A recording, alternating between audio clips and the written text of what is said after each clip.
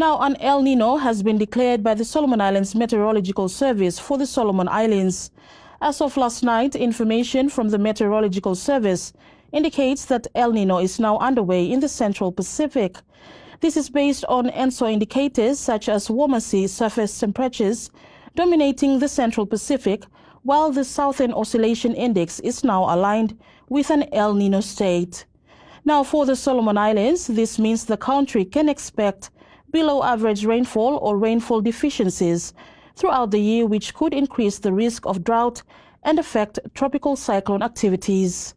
If the El Nino continues to persist or strengthen, it could, in the worst-case scenario, lead to drought conditions and impact other sectors that communities depend on.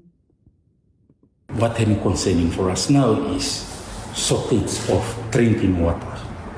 Then we got now the rainfall deficiencies also, or these El Nino conditions. So communities where locations where entirely depend on rainwater or rainwater tanks for drink or for consumption of same, but are now faced by outside affected. You think about sectors like agriculture, where you rely on for food security.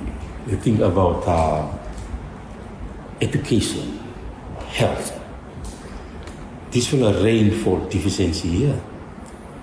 Here is a lead towards now risks on different sectors, and others are affected differently.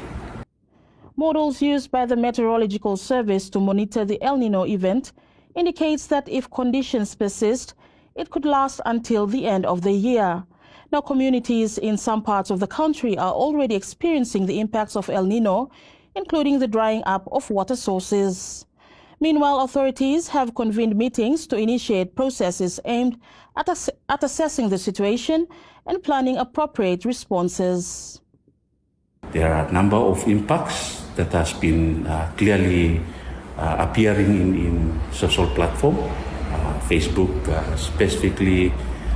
This one has related to Malaita province, those reports that are coming in. The Water Resource Management Divisions has been already informed of that as the very mandated agencies with the technical experts for assessing what the kind situations here. So we are working on coordinating with them specifically for ensuring that those technical agencies are mobilized to do assessments. We have a lot of risky areas or communities, especially the low-lying communities.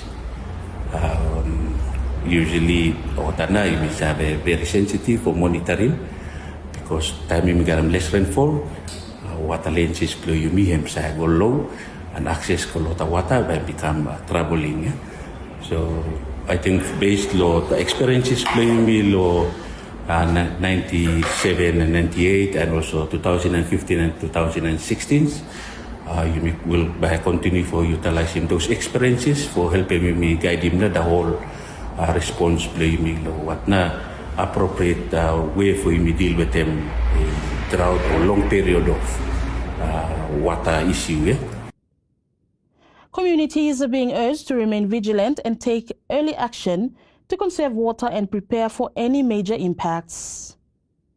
And now it's about time that schools, health centers, and also communities could start planning how now, but start for managing the water, or plan how now, but addressing the water issues specifically those sectors itself.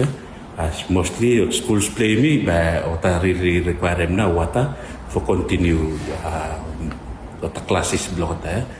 I'm looking at sometime time water schools so no garam water or send them back to picking in dreamy. Because water no kasim school so those things given you now loyal El Nino season and something for the education sector and health sector for prioritizing the planning block. What now? Some way, but actions but taken for help them reduce the impact where sector block.